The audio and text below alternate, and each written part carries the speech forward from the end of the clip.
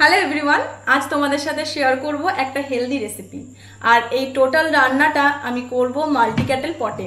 এটা আগারো কোম্পানি থেকে আমাকে কিছুদিন আগে পাঠানো হয়েছিল, আর আমি বেশ কিছুদিন ধরে এটা ইউজ করছি। তো আমি রান্না করতে করতে এর কিছু বেস্ট ফিচার্স তোমাদের সাথে শেয়ার করব। আর আজকের রান্নার জন্য প্রয়োজন এখানে যা যা আমি সব গুছিয়ে নিয়ে বসেছি, তো সেটাই তোমাদের একবার বলে দিই চলো। এখানে আছে চিকেন, আর সবজির মধ্যে যেগুলো প্রয়োজন তার মধ্যে আছে আলু, গাজর, পেঁপে। এখানে আছে ধনেপাতা, আর ধনেপাতার ডাঁটিগুলোকে আমি আলাদা করে রেখেছি। আর এখানে আছে বিন, রসুন, চেরা কাঁচা লঙ্কা আর পেঁয়াজ। আর মশলার মধ্যে সেরকম কোনো কিছুই লাগবে না, শুধু লাগবে এখানে গোটা দারচিনি, এলাচ আর লবঙ্গ। আর নিয়েছি বাটার, কারণ পুরো রান্নাটা হবে তেল ছাড়া, তাই বাটারের খুব প্রয়োজন। আর এখানে আছে কর্নফ্লাওয়ার। তো এই সমস্ত ইনগ্রিডিয়েন্টস দেখে কি তোমরা কিছু গেস করতে পারছো যে আমি কি রান্না করব?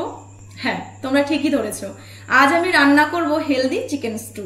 তো চলো রেসিপিটা তোমাদের সাথে শেয়ার করছি পুরোটা। এটা হচ্ছে আগারো প্রিমো মাল্টিক্যাটেল পট, যেটাতে রয়েছে দুটো পোর্শন। আপার পোর্শনটা সম্পূর্ণ ফুড গ্রেড প্লাস্টিক দিয়ে তৈরি, এবং সঙ্গে রয়েছে একটা ট্রান্সপারেন্ট গ্লাস লিড, এবং লোয়ার পোর্শনের ইনার সাইডে রয়েছে সেরামিক কোটিং। এটা ভীষণ ইজি টু ক্লিন। পটের লোয়ার ইনার সাইডটা ক্লিনিংয়ের সময় খেয়াল রাখতে হবে যেন বাইরে জল না লাগে। বাইরেটা শুধুমাত্র কোনো একটা কাপড় দিয়ে মুছে নিলেই হবে। আর লিড থেকে স্টিমার তোমরা তোমাদের ইচ্ছা মতো ওয়াশ করতে পারো। এখানে দুটো হিটিং মোড আছে, তার মধ্যে আমি ফার্স্ট মোডটাকে অন করে দিলাম। এবার এটা গরম হবে, তারপরে আমি জল দিয়ে দেব। তো বেশ খানিকটা গরম হয়ে এসছে, এবার চলো আমি জলটাকে দিয়ে দিই।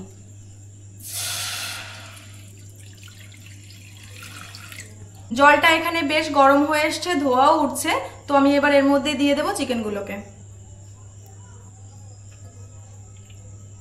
এবার এর মধ্যে এই ধনেপাতার ডাঁটিগুলোকেও দিয়ে দেব, আর সাথে দিয়ে দেব এই দারচিনি, এলাচ আর লবঙ্গগুলোকে। এবার এর মধ্যে দিয়ে দেব একটু নুন। এখানে পটের আপার পোর্শনে আমি সব সবজিগুলোকে স্টিম হবার জন্য বসিয়ে দিচ্ছি। এই সেম কাজটা গ্যাসে করলে আমার অনেকটা সময় বেশি লাগতো, তাই বলাই যায় this is a very time saving gadget. চলো তোমাদের এখন দেখাই এর কন্ডিশনটা। তো নিচের পোর্শনে আমাদের হচ্ছে মাংসটা বয়েল, আর ওপরের পোর্শনটাতে হচ্ছে ভেজিসগুলো। এই যে তো প্রায় হয়ে এসছে। আমি ভেজিসগুলোকে অর্ধেক সেদ্ধ করবো, মানে পুরোটা সেদ্ধ চাই না, কারণ যখন সবজিটাকে ভাজবো তখন অলরেডি পুরোটা সেদ্ধ হয়ে যাবে, ওই জন্য অল্প সেদ্ধ প্রয়োজন আমাদের। সবজিটা এখানে হাফ সেদ্ধ হয়ে গেছে, আমি এই অবস্থায় এটাকে নামিয়ে নেব। ভাজার সময় আরেকটু হয়ে যাবে। মাংসটা আরেকটু হোক, তার জন্য আমি এই লিডটাকে দিয়ে ঢেকে দিলাম। এটা আরেকটু হোক, এটাকে কিন্তু তোমরা আলাদা করে ইউজ করতে পারো। এখানে মাংসটা পুরোপুরি সেদ্ধ হয়ে গেছে। এবার আমি এই মাংসগুলোকে তুলে নিচ্ছি, আর এই স্টকটাকে আমি এখন ছেঁকে নেব।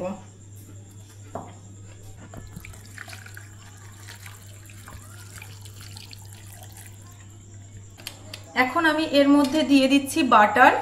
এই বাটারগুলো দিয়েই সবজিগুলোকে ভালো করে ভাজা হবে। এবার দিয়ে দিচ্ছি গোটা রসুনগুলোকে।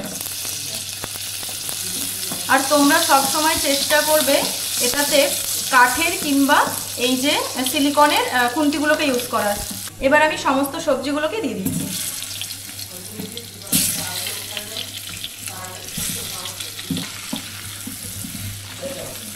এবার আমি এর মধ্যে দিয়ে দিচ্ছি সমস্ত মাংসগুলোকে।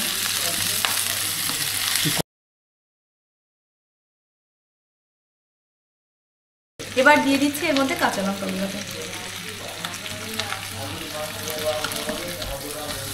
সমস্ত সবজিগুলোকে এখানে ভাজা হয়ে গেছে। এবার আমি এর মধ্যে স্টকটা দিয়ে দেব।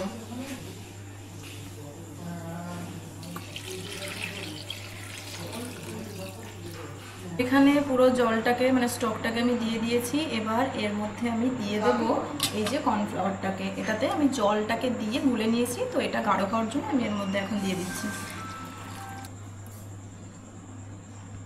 এবার আমি এর মধ্যে দিয়ে দিচ্ছি ধনেপাতা কুচি।